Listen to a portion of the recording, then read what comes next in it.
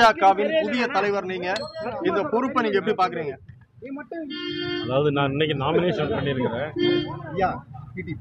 ஆனால் நாளைக்கு தான் அவருடைய முடிவு, இறுதி முடிவு தருவாங்க.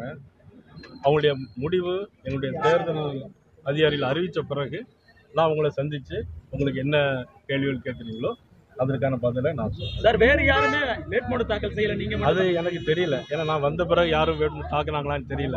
ஏன்னா உங்களுக்கும் தெரியாது. நீங்க சொல்றது அப்படியே நம்பி நான் எதுவும் கருத்து சொல்லிட முடியாது. அதாவது திரு எடப்பாடியை பொறுத்த மட்டில் ஒரு துரோகம் செய்து விட்டார், பாஜகவோடு கூட்டணி வைத்ததுன்னு திருமதி கனிமொழி இப்ப பேசியிருக்காங்க. அவங்க எதிர்கட்சிக்காரங்க எதிராக தான் பேசுவாங்க. எங்க ஆட்கள் யாரும் எதுவும் பேசியிருக்காங்களா? கனிமொழி அம்மா பேசுனதை நான் எப்படி கருத்து சொல்ல முடியும்? எங்க கட்சியில யாரும் பேசிட்டு இருந்தா நான் அதுக்கான கருத்தை நான் கண்டிப்பா சொல்லுவேன். சார், என்டிஏல இருந்து விலகி இருந்த எடப்பாடி அவர்கள் திரும்ப என்டிஏக்கு வந்திருக்காரு. இது எப்படி அவர் அமித்ஷாவால சாத்தியமா? எப்படி அரசியல் கட்சிகள் கூட்டணி சேர்வதும் பிரிவதும் இது இன்னைக்கு நேரத்தில் நடக்கக்கூடிய விஷயத்தை ஒரு காரணத்துக்காக பிரிந்திருக்கலாம், இன்னொரு காரணத்துக்காக இன்னைக்கு மாண்புமிகு உள்துறை அமைச்சருடைய தலைமையில இன்னைக்கு அவர்கள் கூட்டணி சேர்ந்திருக்கிறார். திரு அமித்ஷாவினுடைய வருகை ரொம்ப எதிர்பார்க்கப்பட்டது. ஆனா திரு எடப்பாடி பழனிசாமியை மட்டும்தான் சந்திச்சிருக்காங்க. வேற யாரும் திரு ஓபிஎஸ், டிடிவி இன்னும் தேர்தலுக்கு ஒரு வருஷம் இருக்கு. ஒரு வருஷத்துக்கு இடையில நிறைய மாற்றங்கள் இருக்கு. புயல் அடிக்கும், மழை பெய்யும், இப்போ வெயில் அடிக்கு. நல்ல பருவ சூழ்நிலை தமிழக மக்களுக்கு ஏற்பாடு கிடைக்கும். உங்க தலைமையிலான மாநில செயல்பாடு எப்படி இருக்கும்? அது நானே எப்படி சொன்னேன், அப்படி நான் இந்த நடைமுறையில நீங்க தான் பார்த்து நல்லா இருக்கு நல்லா இல்லைன்னு நீங்க தான் சொல்லணும். நானே பெரிய நல்லவன் நான் சொல்ல முடியாது.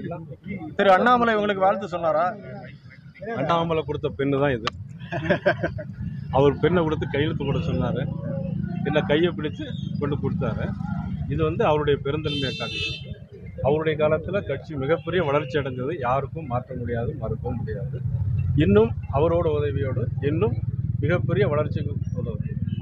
அதிமுகல ஒரு வேற பொறுப்பு என்ன கொடுக்க போறாங்களா? கொடுக்கணும், நீங்க தான் சொல்றீங்க. அதாவது நான் இன்னைக்கு தான் நாமினேஷன் போட்டிருக்கேன். தலைவர்னு நாளைக்கு சாயங்காலம் 5 மணிக்கு தான் முடிவு வருகிறார். நான் ஒரு மாநில பொறுப்பு தான். ஆனால் அவருக்கு கொடுக்க வேண்டிய அகில இந்திய தலைமை அவர்களுக்கு என்ன பொறுப்பு கொடுப்பார்கள் என்பது அகில இந்திய தலைமை தான் முடிவு செய்யும். அதிமுகவில் நீண்ட காலம் பயணித்தவர் நீங்க அதிமுக இப்ப பாஜகவோடு வந்திருக்கு, இது எப்படி இருக்கும்னு எதிர்பார்க்குறீங்க? 1998 முதன்முறையா புரட்சி தலைவி அம்மா அவர்கள் பாரதிய ஜனதா கட்சியோட கூட்டணி வச்சாங்க, ஒரு பெரும்பான்மையை பெற்றோம்.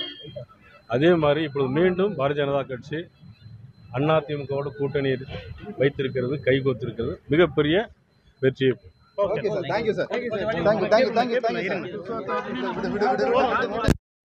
பாஜகவின் புதிய தலைவர் நீங்க, இந்த பொறுப்பை நீங்க எப்படி பாக்குறீங்க? அதாவது நான் இன்னைக்கு நாமினேஷன் பண்ணியிருக்கிறேன். ஆனால் நாளைக்கு தான் அவருடைய முடிவு, இறுதி முடிவு தருவாங்க. அவங்களுடைய முடிவு என்னுடைய தேர்தல்